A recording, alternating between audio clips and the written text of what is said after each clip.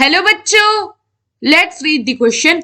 The role of mitosis is not merely to divide a cell into two daughter cells but to ensure genetic continuity from one cell to another cell generation.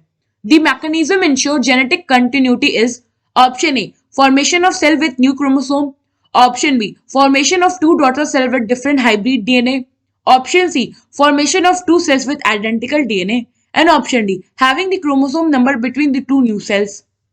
So question में क्या कह रहा है कि जो mitosis है उसका केवल ये फंक्शन नहीं होता है कि वो सेल को दो डॉटर सेल में डिवाइड कर दे, बट इसके साथ साथ ये जेनेटिक कंटिन्यूटी को भी इंश्योर करता है वन सेल से वन जनरेशन से अनदर जनरेशन तक।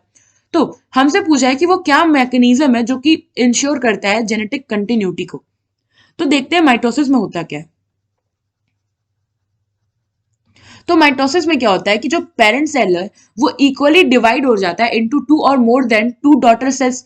सो इसमें क्या होता है, parent cell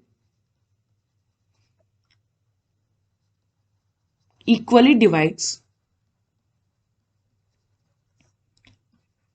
into two or more daughter cell.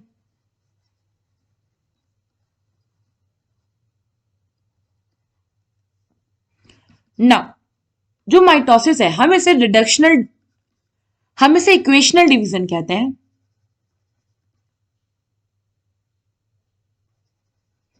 क्योंकि इसमें क्या होता है, इसमें जो पेरेंट सेल है डिवाइड करता है और डॉटर सेल फॉर्म करता है, उसमें नंबर ऑफ क्रोमोसोम और नंबर ऑफ डीएनए कंटेंट जो है वो सेम होता है, as same number of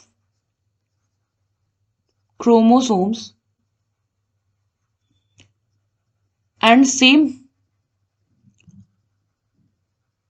amount of DNA content at the end of mitosis। तो आप ये कह सकते हो कि जैसा पेरेंट होगा वैसा ही ये क्या करेगा, डॉटर सेल्स को फॉर्म करेगा। सो जेनेटिक कंटिन्यूटी को इंश्योर करने का जेनेटिक कम्युनिटी को जो इंश्योर करता है माइटोसिस, उसके पीछे रीजन यही है क्योंकि ये पेरेंट सेल और जो डॉटर सेल होती है उनको सेम ही फॉर्म करता है। सो यहाँ पे जो हमारा ऑप्शन सी है ये करेक्ट ऑप्शन है, जो कि कह रहा है कि जो दो सेल फॉर्म होती हैं वो आइडेंटिकल डीएनए की होती है, क्योंकि यहाँ पे क्या हो रहा है, कोई भी क्रोमोसोम के नंबर में डिडक्शन नहीं हो रहा है, ना ही यहाँ पे क्या हो रहा है, जो नॉन सिस्टर क्रोमैटिड है उनके बीच में क्रॉस हो रहा है, जिस वजह से कोई भी डीएनए में चेंजेस नहीं आता है और एज जैसा पेरेंट में होता है वैसे ही डॉटर में हो जाता है। सो एंड क्वेश्चन में क्या था कि ये और क्वेश्चन में क्या पूछा था हमसे, यही तो पूछा था ना कि क्या मैकेनिज्म है जो कि जेनेटिक कंटिन्यूटी को इंश्योर कर रहा है। मींस आप ऐसे समझ लो कि एक जनरेशन में जितना नंबर ऑफ क्रोमोसोम है एंड डीएनए कंटेंट उतना ही अनदर जनरेशन में भी हो रहा है, और अगर यही म्यूसिस होता तो क्या होता, जो क्रोमोसोम नंबर है वो हाफ हो जाता। आई होप आपको ये क्वेश्चन समझ में आया होगा। Thank you.